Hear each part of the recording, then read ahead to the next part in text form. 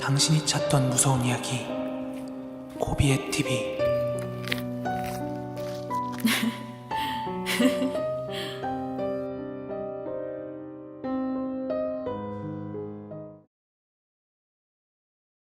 (1980년도) 제가 한참 낚시를 배우기 시작하던 중학교 3학년 무렵이니까 1980년도가 맞을 거예요. 저는 저랑 2살 차이 나는 동생이 하나 있는데 정말 우애가 좋은 형제였어요. 친구라고 해도 될 정도로 정말 같이 여기저기 잘 돌아다니고 놀고 했는데, 저희가 그때 살던 곳이 연희동이었어요. 그러다 보니까는 서울 근방에서 발 닿는 곳들은 다 저희가 물놀이 할 수 있는 놀이터였고 정말 많이 돌아다녔어요. 그러던 중에 저희가 막 낚시하고 물고기 잡고 논다고 하니까 저희 당숙부가 저랑 동생한테 낚싯대를 선물로 주셨어요. 그 당시에는 막 이렇게 어른들 쓰는 고급 낚싯대 애들이 갖고 다니기 힘들었거든요. 집에 있는 낡은 낚싯대나 아버지 쓰던 거나 썼지, 당숙부가 그렇게 선물을 해주셔가지고 저희는 완전 어떻게 보면 요즘 말로 캐시템이죠. 그러던 사건이 있던 날이었어요. 그 일을 겪었던 날은 저랑 동생이 춘천 가다 보면은 왼쪽에 강촌이라는 지역이 있습니다. 그 강촌으로 저랑 동생이랑 낚시를 가게 돼요. 서울에 살았기 때문에 청량리에서 기차를 타고 강촌역에 도착을 했고, 역에서 내려서 큰 다리를 건너서 시원한 계곡물에 이미 많은 가족들이 와가지고 막 헤엄치고 물놀이하고 놀고 있더라고요. 그래서 저희도 처음에는 거기 사람들에 껴가지고 개구리 헤엄도 치고 물놀이도 하고 그렇게 물놀이를 하면서 시간을 보냈어요. 그러다가 초저녁쯤이었습니다. 해가 아직 한참 지기 전이었는데, 그때 저희가 사전에 봐놨던 낚시할 포인트로 저랑 동생이랑 낚싯대를 들고 향했어요. 당시 저희가 낚시를 하려고 자리를 잡았던 곳이 사람들 놀러와서 텐트 치는 그런 텐트촌이 있거든요. 그 텐트촌에서 거리로 한 500m 정도 떨어진 곳이었어요. 한참 걸어가서 당시 저희 키보다 훨씬 큰 갈대숲을 지나가면은 이렇게 한 1평 남짓한 바위가 나와요. 평평한 바위가 나오는데 그 위에 자리를 잡고 낚시를 하기 시작했어요. 붕어 낚시한다고 간 건데, 그 초저녁 무렵에는 막 붕어가 나와봤자 씨알 작은 진짜 잔챙이들만 나오더라고요. 그래서 죄다 부모의 품으로 그 어린 물고기들을 다 이렇게 풀어줬습니다. 그러다가 문제는 이제 해가 진 밤에 발생을 해요. 시간은 11시에서 12시 사이였는데 당시 저희가 낚시하던 곳이 유속도 굉장히 빠르고 주변에 막 수초 같은 것도 있고 물도 굉장히 깊었거든요. 저희가 있던 그 바위에서 앞으로 한 3, 4m 정도 앞만 되더라도 어른키로 한 두세 키, 그러니까 한 조키 4, 5m 정도 깊이는 나오는 그런 깊은 물이었는데, 동생이랑 낚싯대를 던져놓고 한참 기다리고 있다 보니까 뭔가 뒤에서 쳐다보는 시선 같은 게 느껴지는 거예요. 그래서 이렇게 뒤를 돌아봤죠. 뭐야 하고 뒤를 돌아봤는데 막상 돌아보면 아무것도 없어요. 근데 또 이제 낚싯대에 집중을 하려고 하다 보면은 그 시선이 너무 느껴지는 거예요.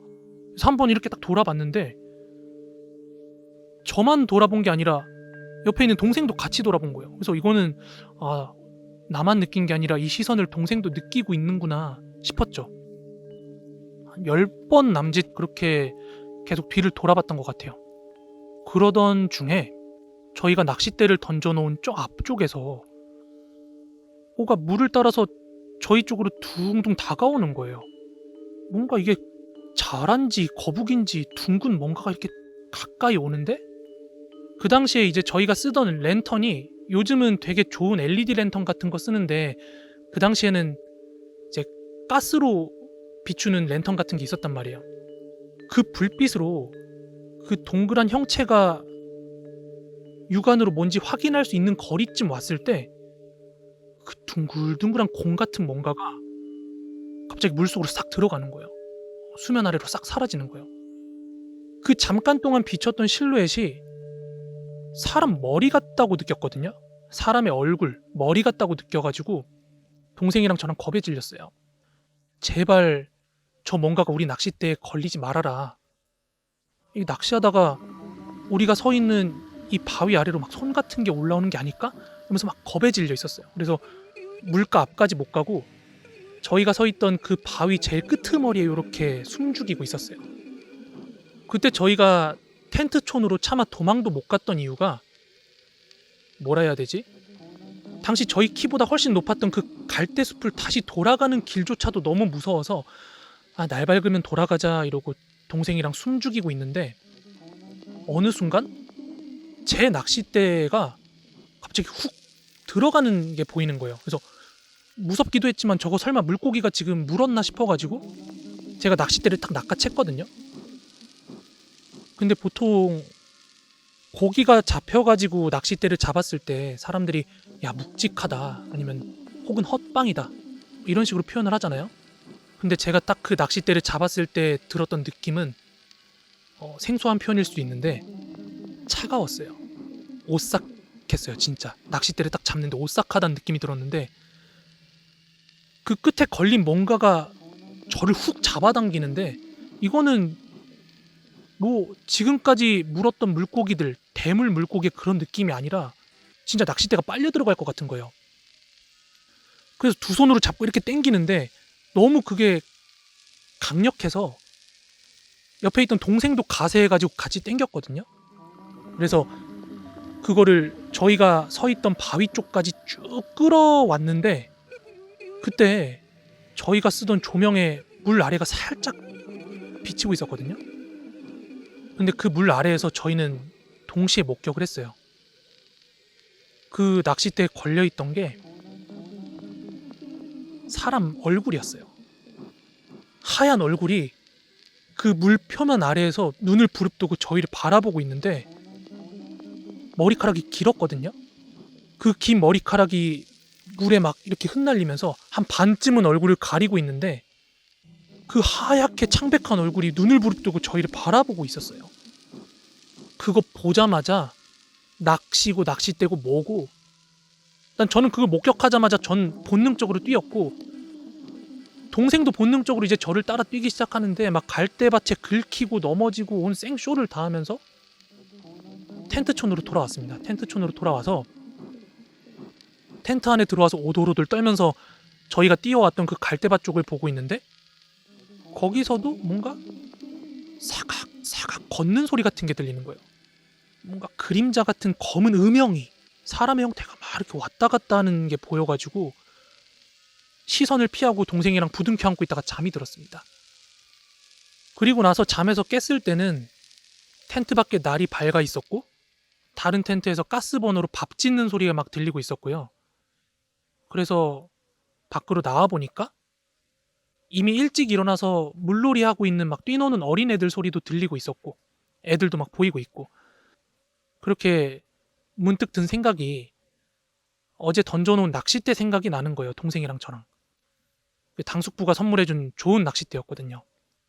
근데 그때까지도 어젯밤에 그 귀신을 봤던 여운이 차마 가시질 않은 거예요. 그래서 그때까지도 다시 거길로 갈 생각을 못 하다가 한 점심께 완전 해가 중천에 뜨고 나서 사람들이 더 많이 왔다 갔다 할 때 돼서야 야 우리 낚싯대 가지러 가자 하고 동생이랑 얘기를 하고 다시 그 500m쯤 거리를 거슬러 가기 시작했어요. 이렇게 막 갈대숲을 지나가지고 어제 저희가 낚시를 했던 그 바위 쪽으로 갔는데 보니까는 낚싯대가 없는 거예요. 저희가 어제 편성해놨던 낚싯대가 뭐 흘러갔는지 누가 가져갔는지 낚싯대가 보이지 않아서 어디 갔지 이러고 찾다 보니까는 저 물가 수초 쪽에 우리가 손 뻗으면 닿을 거리에 낚싯대 딱 2개가 보이는 거예요. 그래서 그걸 이제 팔 뻗어가지고 건져냈고 거기에 뭐 물고기가 걸려있다던가 그런 건 아니었어요. 그 2개가 그렇게 빠져있어서 건지고 나머지 2개는 어디 갔는지 모르겠어서 일단 건져낸 그 낚싯대만 저희가 정리를 하고 있었어요. 그런데 그 그 순간이었어요. 그때 저희 뒤에 있는 스풀에서 또 뭔가 사부작 사부작 소리가 들리더라고요. 저 깜짝 놀래가지고 뒤를 돌아보니까 그 갈대숲을 헤치고 웬 건장한 어르신 네 분이 나오시는 거예요. 어르신 네 분이 이렇게 갈대밭을 나오시는 거예요. 그리고는 저희한테 묻더라고요. 너희 여기서 뭐 하고 있어? 이렇게 묻는 거예요. 그래서 네? 아, 낚시하고 정리하고 이제 가려고 정리 중이었어요. 이렇게 얘기했더니 되묻는 거예요. 너네 여기서 간밤에 낚시한 거야?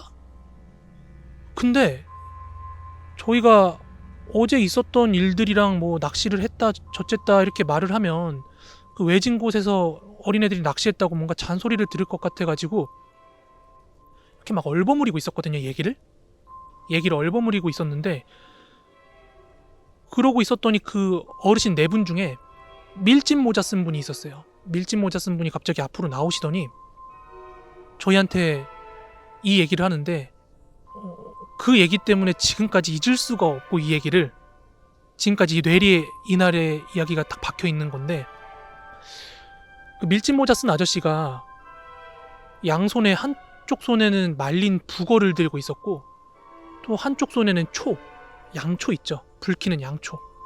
그거를 들고 계셨는데 딱 저희한테 얘기를 하시는 거예요. 너네 여기서 알고 낚시한 거야? 모르고 낚시한 거야? 엊그제 여기서 사람 물에 빠져 죽었어. 그래가지고 그 바위에다 건져놓은 거야. 그 사람 눈도 못 감고 죽었는데 너네 무슨 생각으로 여기서 간밤에 낚시한 거야? 웬만하면 여기서 낚시하지 마. 오지 마 앞으로. 그리고 지금 우리 여기서 제를 지내야 되니까 얼른 가봐. 이러시는 거예요. 그 제 지내려고 말린 북어랑 초랑 뭐 이것저것 싸우신 거더라고요. 진짜 불이 나게 도망갔습니다. 불이 나게 텐트촌으로 가서 짐 챙겨가지고 강촌역에서 기차 타고 다시 청량리로 돌아와서 집으로 갔어요. 자, 이야기 듣기 전에 좋아요, 구독 안 하신 분들은 좋아요, 구독 한 번만 눌러주시고요. 지금부터 말씀드릴 이야기는 원래 괴담 속으로 제가 컨텐츠를 준비하던 컨텐츠였는데, 조금 어떤 괴담 속으로라는 컨텐츠와 이 사건의 미스매치가 조금 있고, 그리고 현장을 촬영하기에는 조금 애로사항들이 있는데, 그거를 지금부터 하나둘씩 사건의 전말부터 일련의 과정들을 다 천천히 하나씩 소개를 해드리도록 하겠습니다. 저번 주였을 거예요. 제가 라이브를 하던 중에 어떤 시청자분께서 제 방에 들어와서 호비님이 뭔가 혹할 만한, 와 이거 컨텐츠 각이다 싶을 만한 뭐 제보를 하나 드리고 싶은데 들어보실래요? 약간 이런 식으로 운을 떼더라고요. 그래서 뭔지 한번 말씀해봐달라 라고 말씀을 드렸더니 그분이 하시는 말씀이, 거의 20년 전쯤에 어느 도예가, 그러니까 도자기나 그런 그릇 같은 거 만드시는 그런 공예 하시는 분이 실제로 사람을 살해하고 그 도자기 굽는 화덕에다가 사람을 넣어서 태워 죽였대요. 구웠대. 그런 사건이 있었는데, 그 사건이 있었던 장소가 그 주택가 도시에 있는데 아직까지도 그 20년째 그대로 방치가 되고 있다. 이거 코비님이 되게 흥미로워할 것 같다. 이렇게 저한테 말씀을 해주시더라고요. 그래서 여기서 근데 그 위치를 방송 중에 밝히면 안 되니까 나한테 개인적으로 좀 연락을 달라고 말씀을 드렸거든요. 근데 그날 방송 나가신 뒤에 연락이 지금까지 없어요. 하여 제가 이제 안테나를 세웠죠. 그 기사를 찾았어요.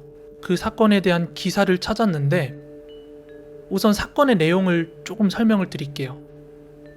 때는 2004년이거든요. 지금으로부터 19년, 거의 20년 돼가는 사건이죠. 2004년이었는데 춘천에 도예 공방이 하나 있었어요. 도자기 만들고 이제 그릇 같은 거 만들고 사기 그릇 같은 거 만들고 또 수강생들한테 그거 가르쳐주고 뭐 그런 공방이 있었는데, 그 도예 공방 대표가 허모 씨였어요. 당시 나이로 30대 초반인가 그랬던 걸로 기억을 하는데, 그 사람이 청각장애가 있어요. 청각장애가 있는 고해 공방 대표였는데 거기 수강생 중에 여잔데 문모 씨라고 할게요. 문씨 성을 가진 여성 대학원생이 거기 다니고 있었거든요. 그런데 이제 그 둘이 시비가 붙었어요. 어떤 시비가 붙었냐면은 대학원생 여성분이 수강료를 밀렸대요. 그래서 대표 허모 씨가 그 수강료를 달라고 그랬는데 이 대학원생이 청각장애인을 무시하는 듯한 말투로 일종의 도발을 했다고 합니다. 이거는 어디까지나 지금 가해자의 주장이에요. 그래서 우발적으로 이제 폭력을 가했는데 그 여자가 죽어버린 거야. 그래가지고 자기는 욱해가지고 그 여자를 죽였는데 이거 까딱 잘못하면 자기가 이미 살인범이지만 살인범으로 이제 가게 생겼으니까 처리를 해야 되잖아요. 그래서 이 여자를 그 공방 안에 있는 화덕에 넣어서 태워요. 증거인멸하려고.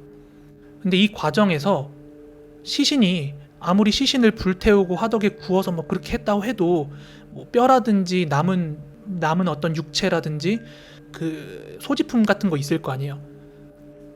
그런 것들을 이제 다 처리를 해야 되는데 혼자는 버거우니까 이 주범인 허모 씨가 공범을 하나 구해요. 조모 씨라고, 조력자죠. 근데 그 조모 씨도 농아, 귀가 안 들리는 사람인데 뭐 이제 청각장애인들 모임 같은 데서 알게 된 사람인가 봐요. 그래서 그분한테 도와달라고 해가지고 둘이서 그 시신을 유기를 해요. 불태운 시신을 뭐 근처에 있는 하천이나 한 세 곳에 걸쳐가지고 시신을 유기를 해요. 증거들이랑. 그런데 피해자가 공방 갔다가 갑자기 죽어서 안 돌아오니까 집에서는 뭐 죽었는지 어쨌는지 그때 몰랐겠죠. 그래서 실종 신고를 했고 실종 신고가 접수되니까 이제 경찰 쪽에서는 그 주변 지인들을 토대로 계속 탐문 수사를 한 거예요. 이렇게 탐문 수사를 하다 보니까 유족 측에서 그 조력자 조모 씨 있죠? 그 사람의 그 사건 당일날, 그러니까 실종 당일날 행방이 뭔가 좀 수상하다 해가지고 경찰이 이 사람을 이제 집중적으로 조사하기 시작한 결과 조모 씨라는 사람이 범행 일체를 자백을 합니다. 이제 허모 씨는 자기 홍천인가 어디 있는 부모 집에 숨어 있다가 잡혔다고 하더라고요. 그래서 그 둘이 이제 경찰에 입건이 됐고 여기까지가 일단 1차적으로 기사가 났던 내용이에요. 걔네들이 검거가 되고 나서 여러분들 이 기사만 보면은 마치 그 피해자 문 씨가 가해자들을 뭔가 자극해서 폭행을 당하다가 죽어서 일어난 그런 사건들 같잖아요. 근데 유가족들이 항변을 했던 그 기사 내용들도 있거든요. 그 기사가 뭐였냐면은 문모 씨 딸이 평소에 그 농아들을 장애인이라고 비하하고 그럴 사람이 아니다. 평소에 너무나도 잘 지냈다. 그 사람들이랑 청각장애우들이랑도 워낙 잘 지냈고 평소에 사이도 워낙 원만한 친구라서 그럴 리도 없을 뿐더러 당시에 이제 대학원생 문모 씨가 열심히 아르바이트도 하고 돈도 모으고 그러고 있었기 때문에 수강료를 밀린다는 것 자체도 말이 안 된다 이러면서 유족 측에서 항의를 했다.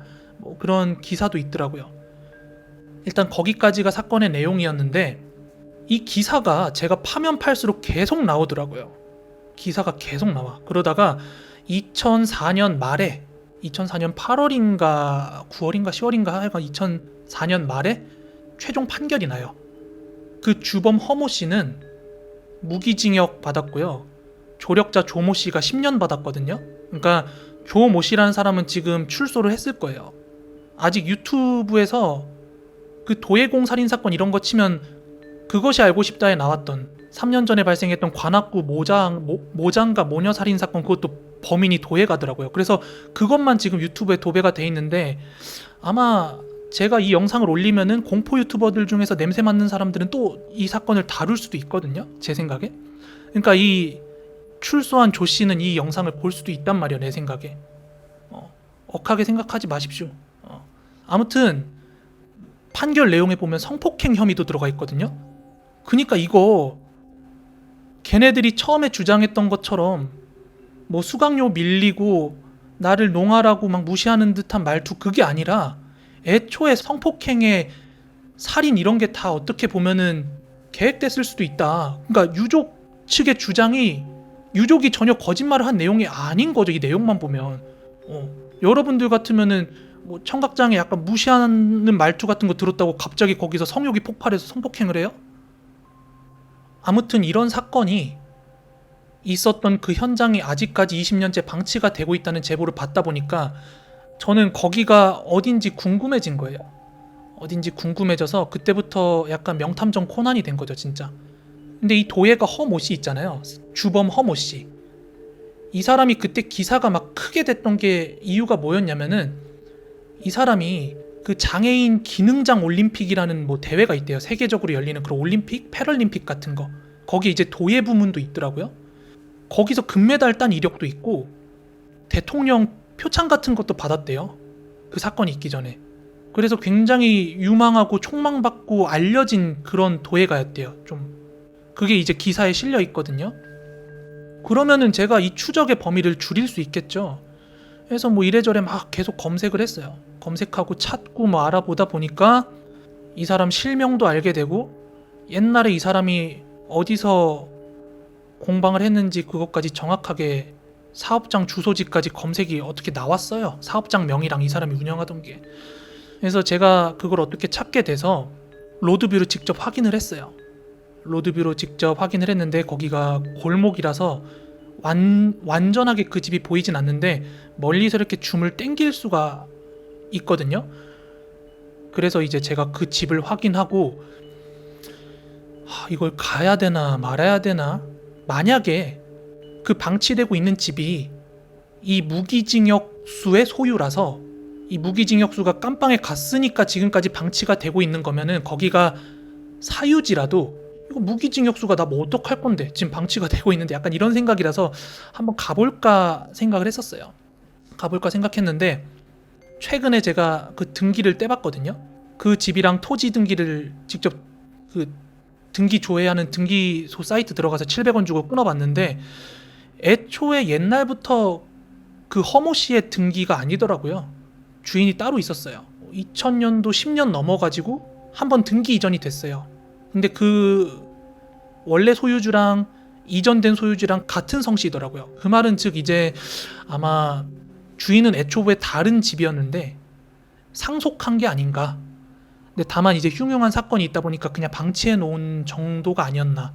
이제 거기까지 결론이 도달하고 나니까 가서 괜히 거기 영상 찍고 했다가 동네 분들한테 욕 처먹거나 아니면은 그 집주인이 이제 좀 잊어가는데 왜 그렇게 또 들춰내나 이런 소리를 분명히 들을 거고 사유지니까요. 그래서 여기는 제가 괴담 속으로 가려는 걸 포기를 했어요. 아무튼 그런 히스토리가 있는데 여기까지가 이제 그 도예공살인 사건에 대한 전말이고 제가 지금까지 알아본 내용인데 이 이야기를 제가 사적으로 한 무당분이랑 하게 됐어요. 그 무당분이 100% 신뢰할 만한 사람인지 아닌지는 잘 모르겠는데 한 무당분이랑 이런저런 얘기를 했어요. 처음 했던 얘기는 내가 흉가라든지 이런저런 괴담 현장에 많이 돌아다니고 있는데 화면 너머로 귀신 같은 게 보인다고 하면은 나는 지금 안전한 상태인가 아닌가 그냥 떠보듯이 막 물어본 거죠. 저도 궁금함에 막 그런 이런저런 얘기를 하다가 최근에 내가 괴담 속으로 갈까 말까 고민하는 장소가 있다. 도예공 살인 사건이 일어났던 장소인데 살인마가 20년 전에 화덕에다가 사람을 넣고 태웠다. 근데 그게 20년 동안 그 자리가 방치되고 있다더라. 그러면 무당님께서 보시기에 여기에 아직까지 피해자의 혼이 남아있을까요? 막 이런 식으로 물어봤는데 당연히 남아있죠. 이러면서 하시는 말이 진짜 나 여기서 진짜 깜짝 놀랐는데 우연히 때려 맞춘 건지 뭔지 몰라도 일단 어쨌든 신기하니까 이런 식으로 얘기하는 거예요. 물론 피해자 혼이 남아있죠. 근데 못 들어가게 나무로 못질해가지고 문을 막아놨는데 막 이런 식으로 얘기하는 거야. 그러니까 입구 못 들어가게 못이나 나무로 막아놨어요 이렇게 아니라 마치 봤다는 듯이 근데 그 집 입구 나무로 못 들어가게 못질해서 막아놨는데 이런 식으로 평소문 봤다는 듯이 얘기를 하는 거예요. 근데 제가 놀란 게 뭐냐면은 제가 로드뷰 봤을 때 진짜로 그 전원주택 같은 그런 집인데 원래 이런 철문 같은 거 잠가놓으면 사실 누가 못 들어가니까 그냥 그렇잖아요. 근데 정말 로드부 보면은 나무 판자로 그냥 입구를 그냥 싹 다 막아놨거든요. 제가 그 말 안 했어요, 그분한테. 근데 보지도 않았는데 본 것처럼 말을 하길래 제가 어떻게 하셨어요? 하고 물어봤더니 그분이 화경을 띄워왔대요. 화경.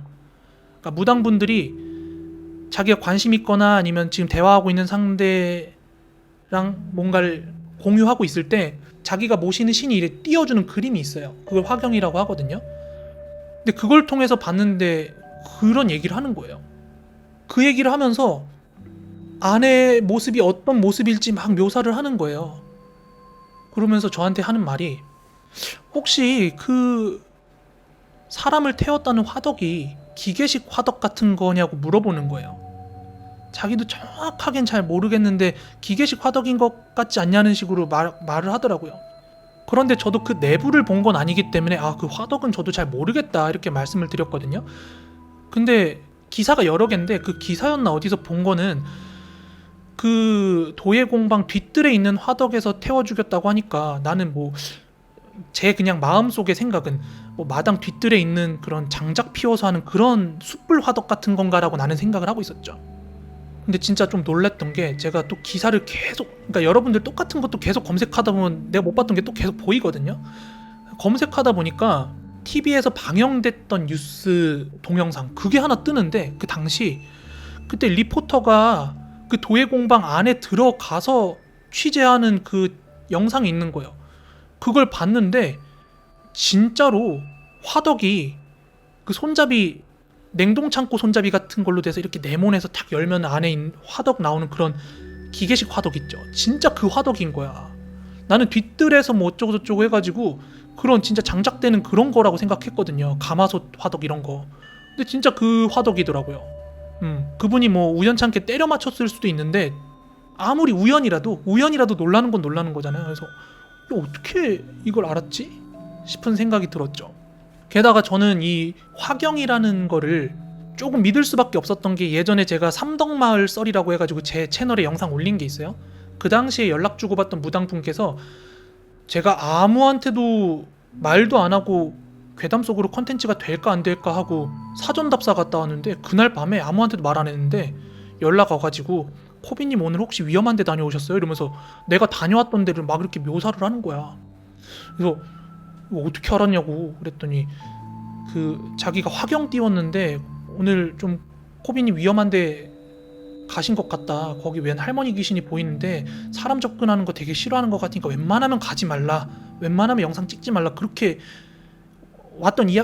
연락이 왔던 이야기가 있어요. 제가 올린 적이 있는데 그러다 보니까 이번 사건도 뭔가 이런 전체적인 일련의 과정에 있어서 알아보면서도 개탄스러웠고 사건이 어떤 비하인드적인 얘기 안에서도 좀 굉장히 깨름직했던 그런 일입니다. 이게 지금 제가 원래 괴담 속으로 가려고 준비했던 도예공 살인 사건, 19년 전에 있었던 도예공 살인 사건의 전말이고, 그러니까 피해자는 일방적인 피해를 당한 거예요. 아무 잘못 없어, 내가 볼 때.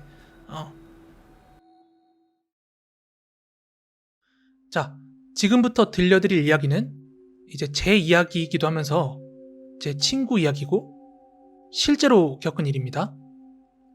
때는 2014년도 부산 서면에서 있었던 일이고요. 이제 저랑 같이 친하게 어울리던 친구 무리들은 성인이 되고 나서 거의 다 육군 만기제들 했어요. 근데 그 친구 중에 하나가 해병대를 다녀왔거든요. 해병대 가기 전에도 얘가 조금 성격도 세고 약간 상남자스럽고 허세끼도 좀 있고, 그런데 얘가 전역 후에 뭔가 독립을 하고자 하는 마음이 막 샘솟았는지 어느 순간 뭐 자취방 구한다고 여기저기 방을 알아보러 다닌다 하더라고요. 그래서 얘가 지금 자취가 하고 싶구나, 독립을 하려고 하는구나 정도만 알고 있었는데 어느 날 진짜 딱 자취방을 구했나 봐요. 자취방을 구해놓고서 저희 친구들한테 이제 야, 나 자취방 구했으니까 우리 집 놀러와 이러는 거예요. 그래가지고 그때 이제 저하고 그 자취방 주인 그리고 다른 친구 하나, 그래서 셋이서 한번 그 친구 집에 놀러 가가지고 술을 먹고 논 적이 있었어요. 근데 방에 갔는데 방 컨디션이 썩 나쁘진 않았고, 이게 뭐라 그래야 되지? 분리형. 이제 원룸은 아니고 조그만한 거실 같은 거 딸려 있는 그런 분리형 방 있죠. 그런 방이었어요. 근데 이제 한참 집에 대한 평가를 막 하고 술도 먹고 이런저런 얘기를 하다가 그 해병대 친구, 그 자취방 구한 친구가 야, 너네 이 방 내가 얼마에 구했는 줄 알아? 이렇게 물어보는 거예요. 근데 저희야 뭐 자취방을 직접 구해본 적이 없기 때문에 가격은 잘 몰랐는데 뭐 그래서 얼만데 이렇게 물어봤어요. 그랬더니 얘가 지금 기억은 안 나는데 뭐 보증금 얼마에 월세 얼마 이렇게 구했다 하고 얘기를 해주는 거예요. 그래서 이게 가격이 싼 건지 비싼 건지 감이 없어서, 그래서 이게 뭐 잘 구했다는 거야 못 구했다는 거야 하고 물어보니까는 주변 시세보다 한 5만 원에서 10만 원 정도 진짜 그렇게 싸게 구한 거예요. 그때 이제 막 블로그라든지 이런 거 보면서 이 주변에 원래 이런 집들이 이런 가격인데 나는 이렇게 구했다 하고 얘기를 해주길래 물어봤죠. 뭐야? 가격을 뭐 어떻게 깎은 거야? 흥정을 한 거야? 물어봤더니 걔가 하는 얘기가 아, 사람 죽은 방이야? 걔가 이러는 거예요.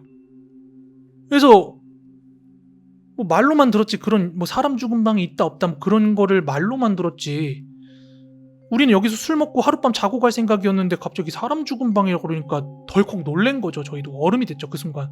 뭐? 사람 죽은 방? 그러니까 이게 얘기가 어떻게 된 거냐면 실제로 그 집에서 사람이 자살을 했었대요. 얘가 처음에 이제 해병대 다녀오고 나서 아르바이트를 하는데 뭐 이제 막 아르바이트 한 애가 돈을 얼마나 모았고 돈이 많아봤자 얼마나 많겠어요.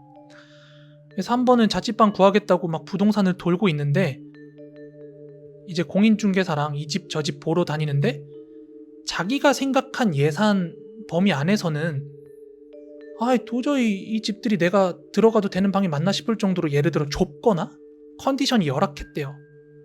그래서 막 이 집 저 집 보고 다니다가 자취를 잠깐 포기하고 돈을 더 모아야 되나 하고 약간 힘이 빠져가는 찰나에 중개사가 마지막 집 한 번만 더 보자고 집을 데려갔대요. 그래가지고 지쳐가던 찰나에 알았다고 하고 그 집을 보러 갔는데 그게 지금 얘가 구한 그 집인 거고, 들어가 보니까 뭐야, 이런 집이 있는데 왜 이걸 안 보여주고 다른 집을 보여줄까 싶을 정도로 방 컨디션도 괜찮았고 가격대도 괜찮은 거죠 이제. 그래서 중개사한테 얘기를 했대요. 아니 이런 집이 있으면 먼저 보여주지 왜 다른 그런 집들 먼저 보여줬냐 했더니 중개사가 약간 너스레 떨면서 원래 필살기는 가장 마지막에 쓰는 거죠 하하 막 이러면서 얘기를 화기애애하게 방을 봤대요. 그러면서 친구도 계약을 해야겠다 하는 거의 90% 마음을 가지고 중개사랑 그 집을 빠져나오는데, 그때 이제 동네 담배 피던 아저씨가 뭐라고 해야 되지? 오지랖을 괜히 피운 거예요. 딱 보니까 이제 중개사랑 이제 방 보러 온 사람이랑 그 방에서 나오는 걸 보면서 이제 담배 피던 아저씨가 그랬대요.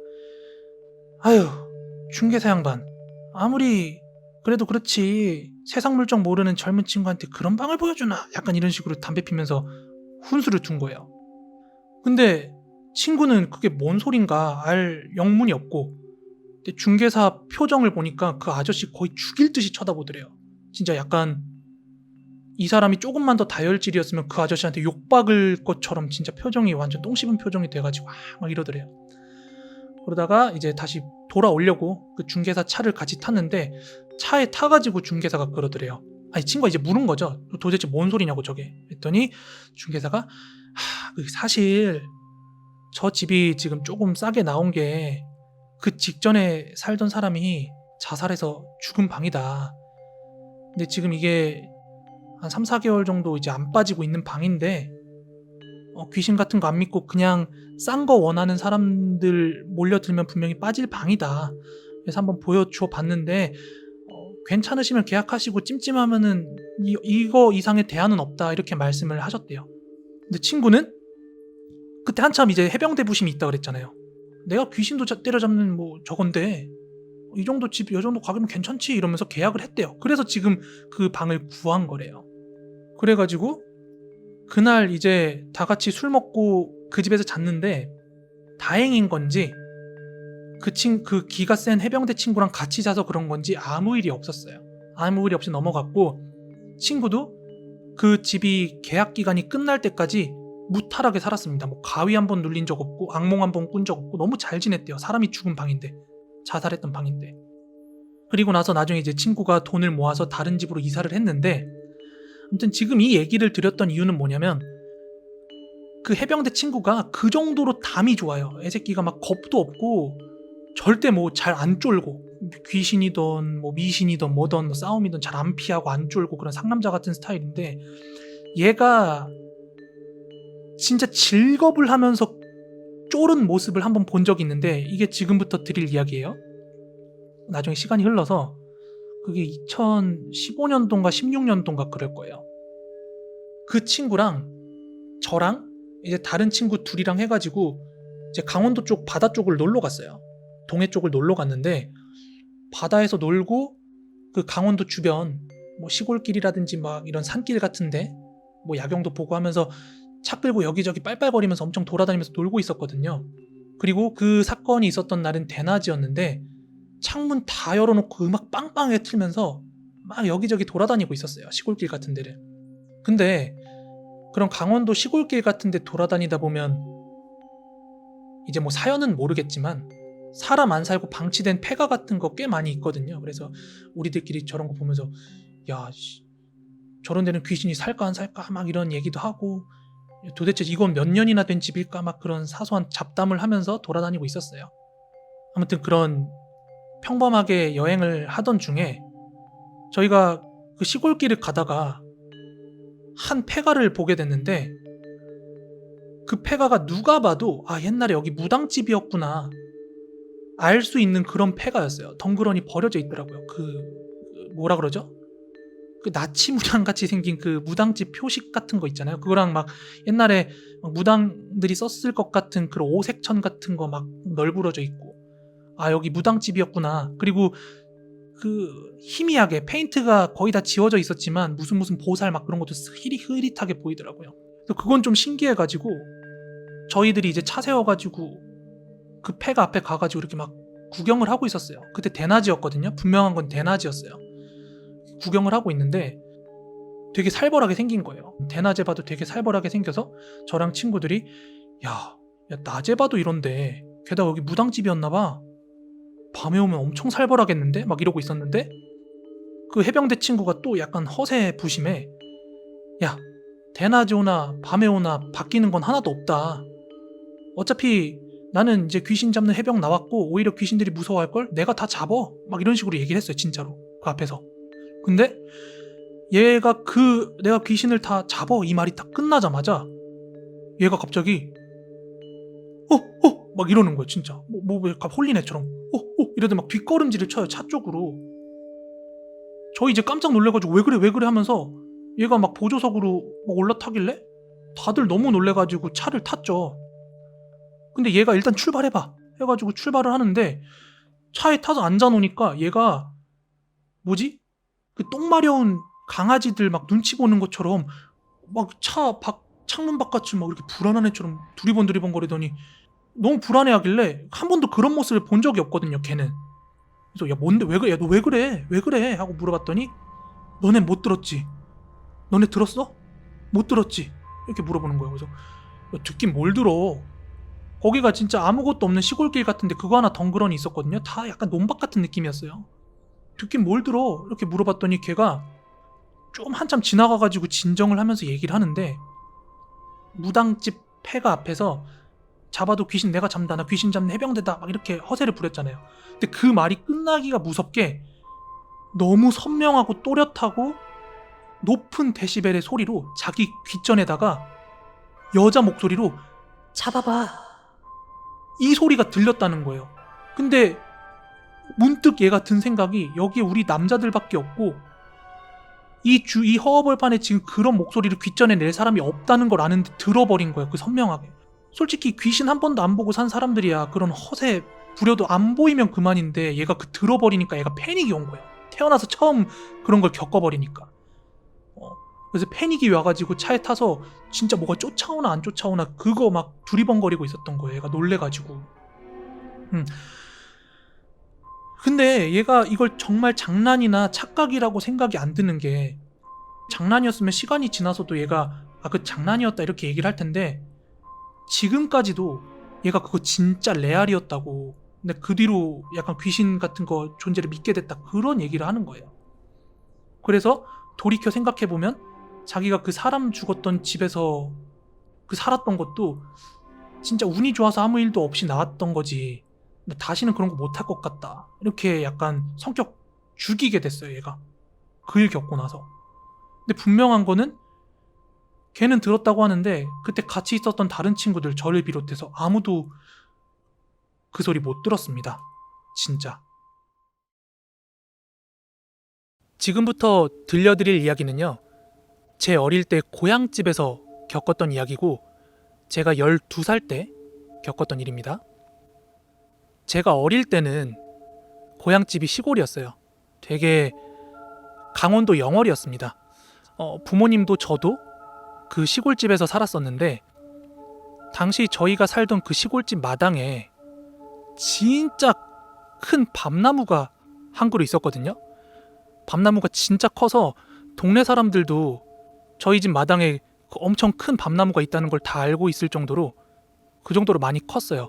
그래서 부모님이랑 할머니나 동네 사람들한테 물어보니까 그 마당에 있는 밤나무가 진짜 못해도 200년 정도는 됐다고 할 정도로 그렇게 많이 밤나무가 컸어요, 사이즈가.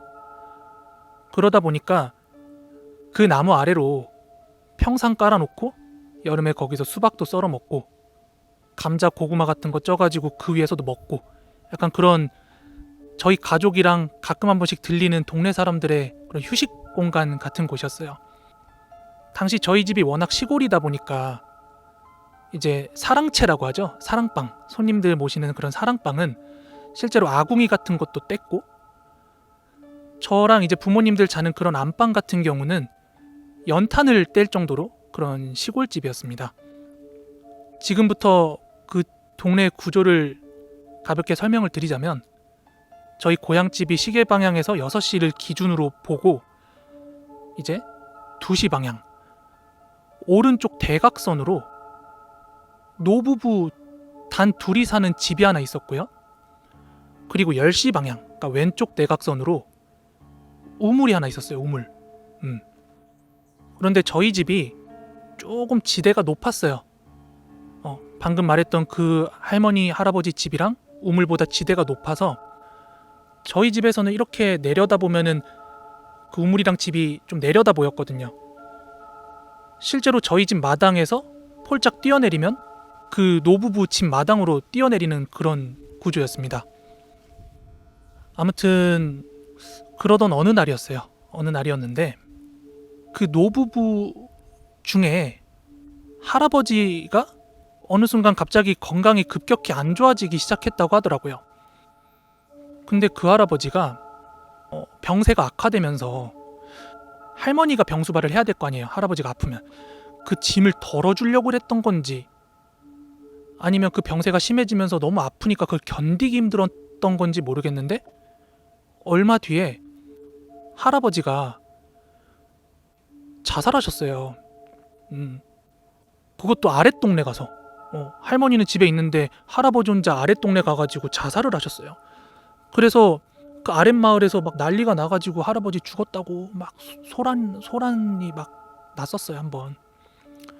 그러다 보니까 할머니는 혼자 남았지, 할아버지는 죽었지. 할머니가 막 통곡을 난리를 쳤어요, 진짜.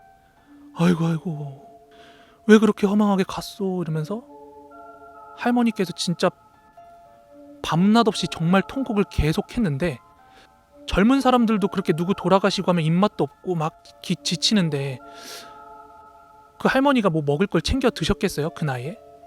근데 밤낮 없이 그렇게 아이고 하면서 막 통곡을 하고 하니까 쉼없이 동네 사람들이 이제 걱정을 했죠. 저러다가 저 할머니도 큰일 나는 거 아니냐 하면서 막 음식도 갖다 드리려고 하고 챙기려고 했는데도 할머니는 계속 막 통곡만 하고 있고. 그러다가 며칠이 흘렀어요. 그렇게 며칠이 흘렀습니다. 그렇게 며칠이 흘렀는데, 당시 이제 저희 어머니랑 저랑 동생이랑 해가지고 이제 교회를 다녔었거든요. 그러다 이제 며칠 있다가 엄마랑 저랑 해가지고 새벽 기도를 나가려고 이제 집을 나섰는데, 야, 그 할머니 진짜 저러다가 큰일 나는 거 아닐까 했던 우려가 진짜 현실이 됐어요. 현실이 됐어요. 진짜 아직도 그날을 잊을 수가 없는데, 집 앞에 밤나무 있다고 그랬잖아요. 저희 집 마당에 밤나무가. 엄마랑 저랑 이제 새벽 기도 나가는데 밤나무에 누가 둥둥 매달려 있는 거야. 소름 돋아. 지금도 소름 돋아. 그 어두운 새벽에 누가 그 밤나무에 대롱대롱 매달려 있는데 그 할머니인 거예요.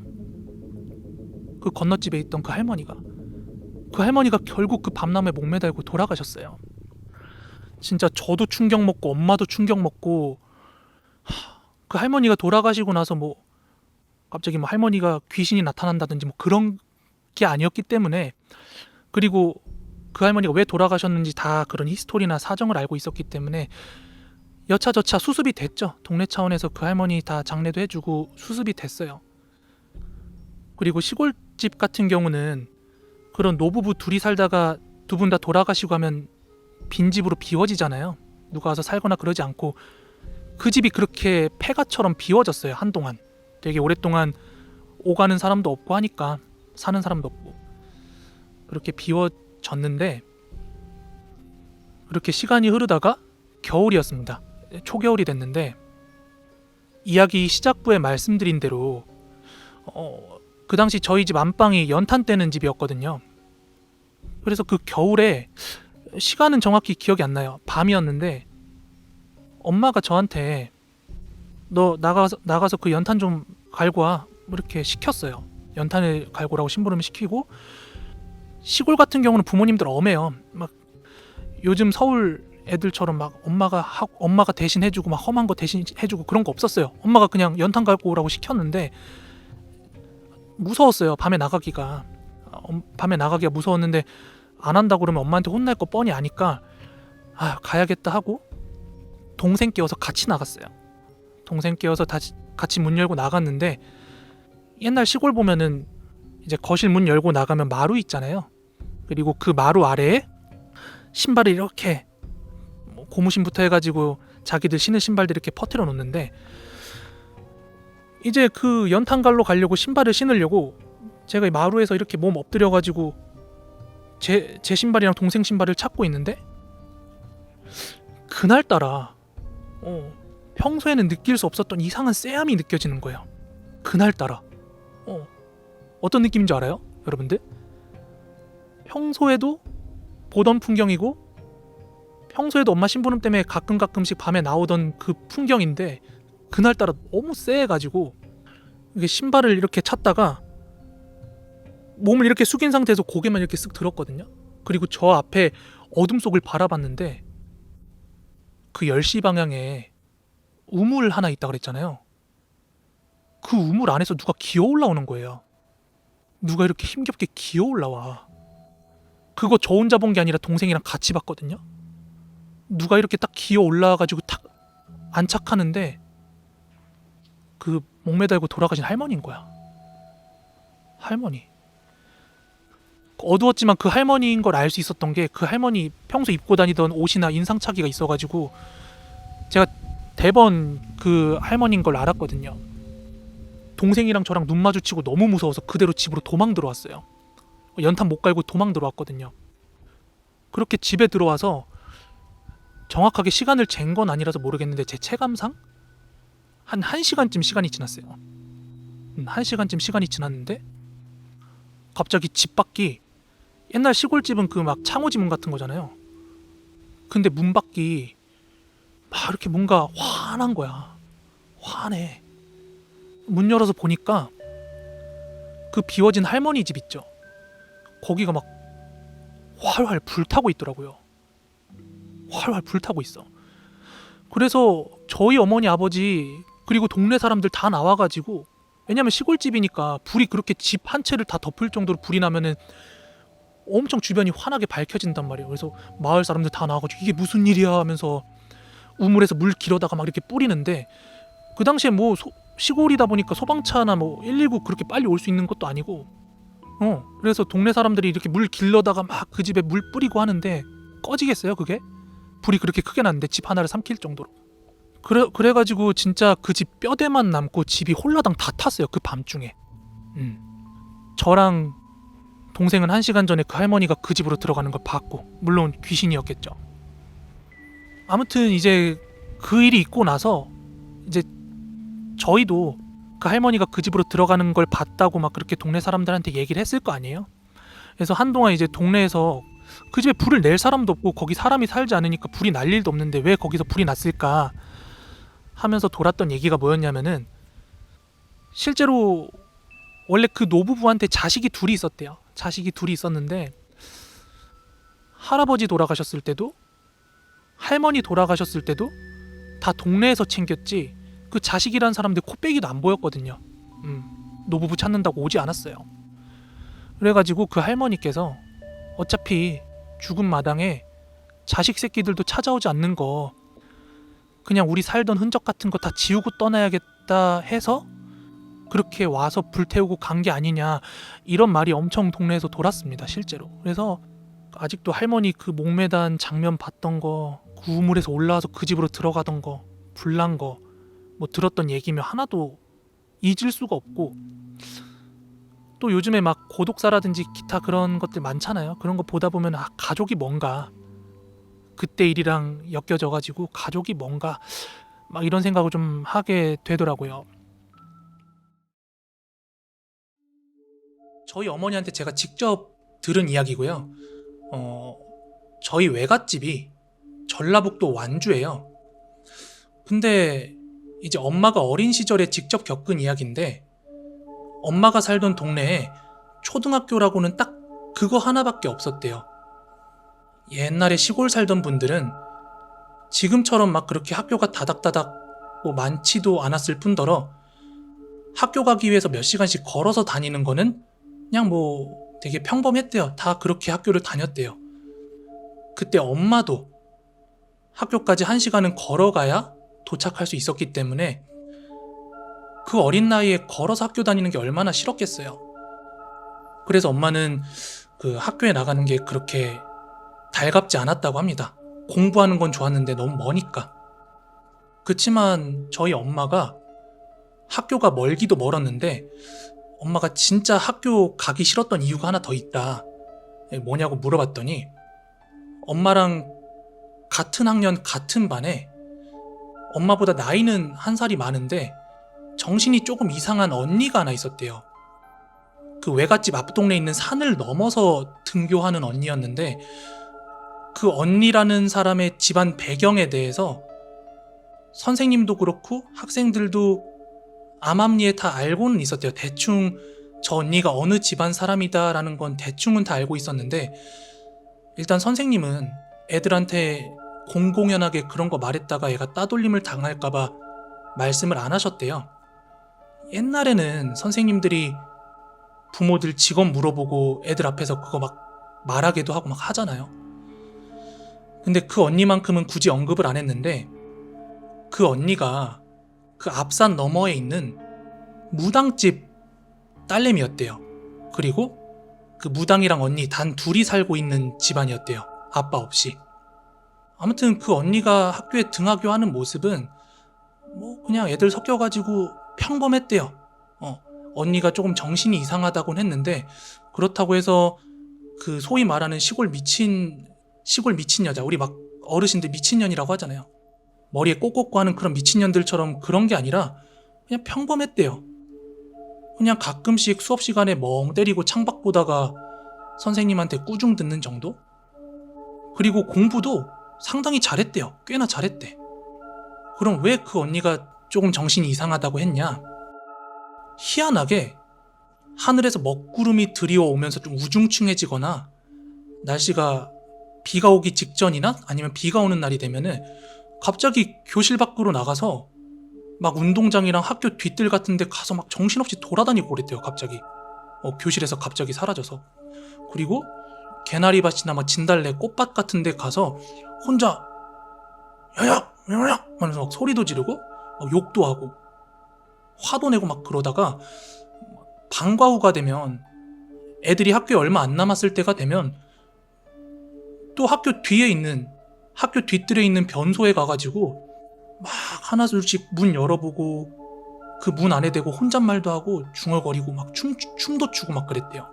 근데 조금 희한한 점은 변소에 가서 한번 춤을 추기 시작하면은 5분 10분 추는 게 아니라 화장실 갔다가 그 언니가 춤을 추는 걸 발견했어. 그 앞에서 막 미친년 신들린 것 마냥.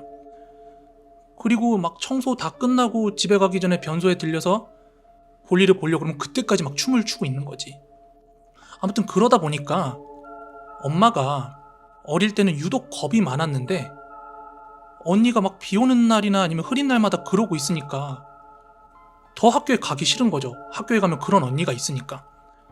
게다가 아까 말씀드린 대로 학교 사람들은 뭐 굳이 입 밖으로 꺼내서 얘기는 안 했지만 그 언니가 무당집 딸내미라는 거 알고 있었기 때문에 그 춤추는 거 보면 얼마나 무서웠겠어요.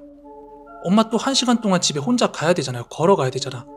시골은 또 날씨 우중충하면 되게 무섭다 보니까 엄마는 그 시기를 떠올리면서 나 진짜 학교 다니는 게 너무 무서웠다 어릴 때. 엄마 그 얘기를 하시더라고요. 그 언니가 사라질 때면은 선생님도 그렇고 학생들도 그렇고 이제 다 같이 교실 밖에 나가서 그 언니가 어디 갔는지 막 이렇게 찾았대요.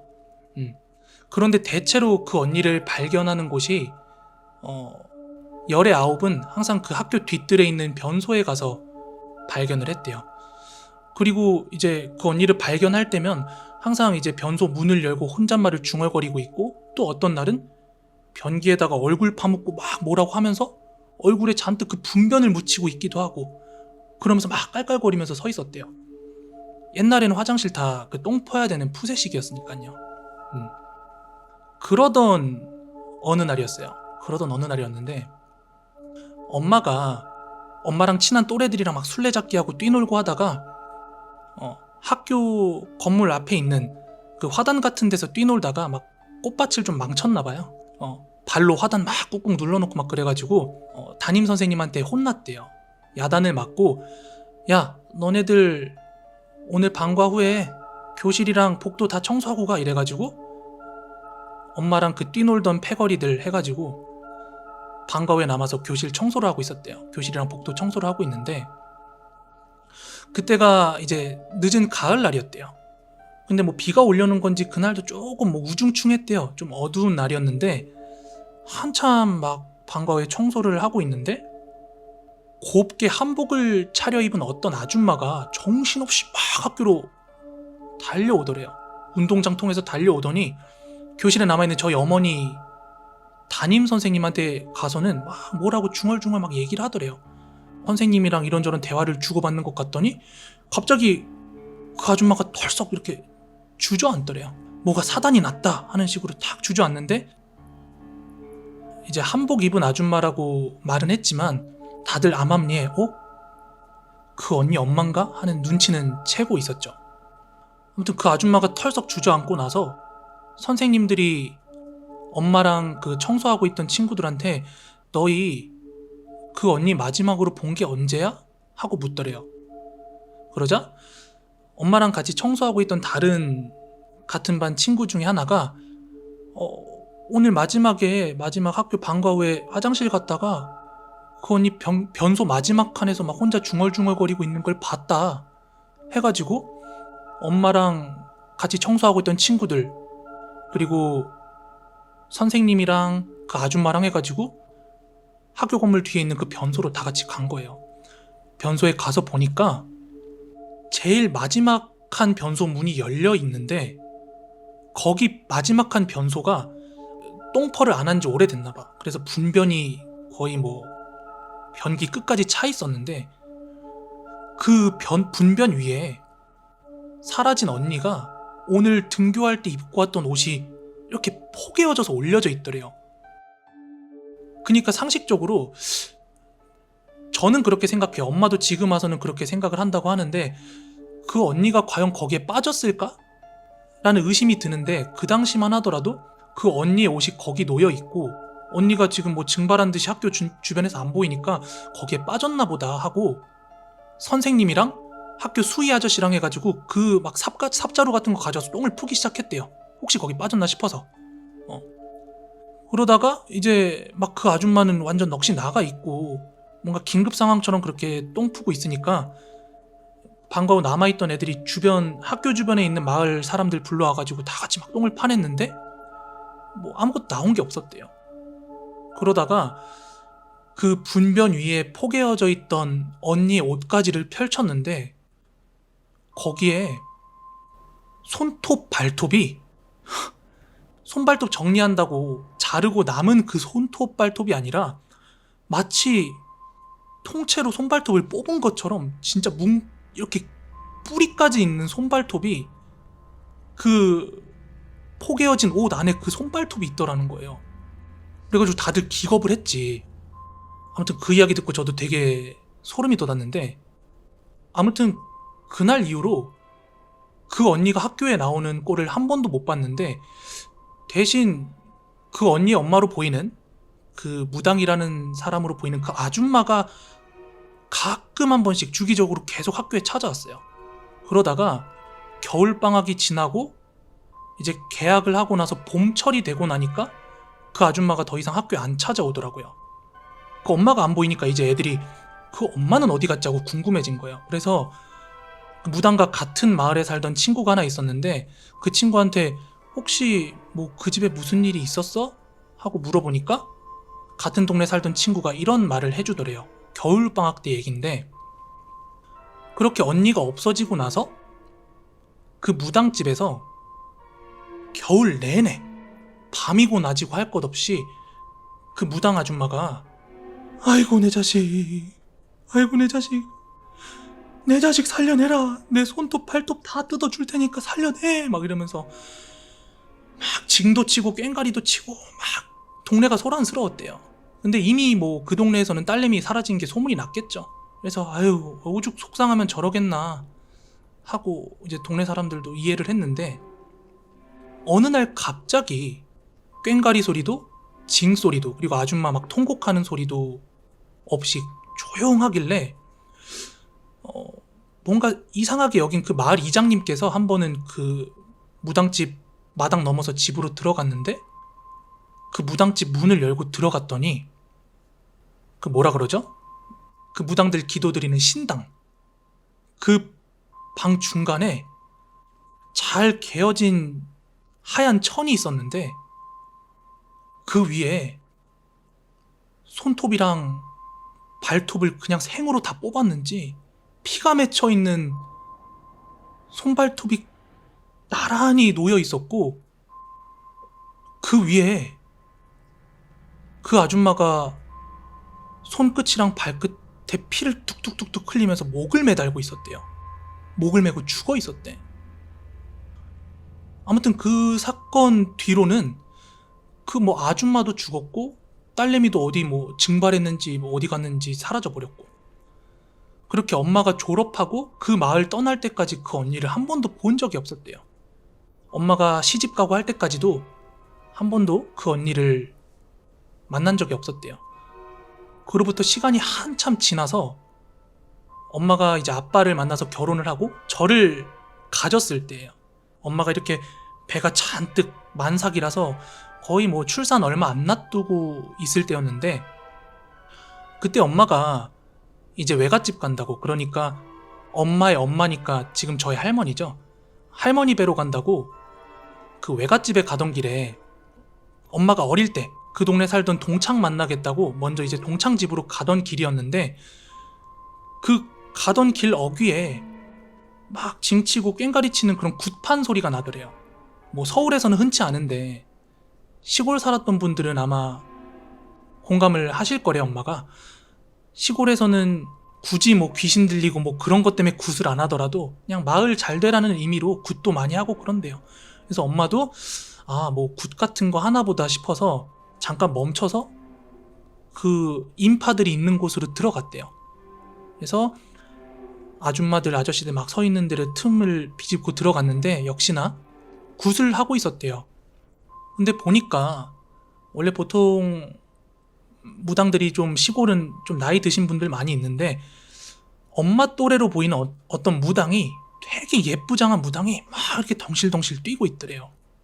그래서 엄마가 그 장면을 서서 가만히 보고 있는데 갑자기 그 무당이 펄쩍펄쩍 뛰던 걸 멈추고 고개를 살짝 돌려서 엄마를 보더래요. 엄마를 보더니 걸어서 다가오더래요.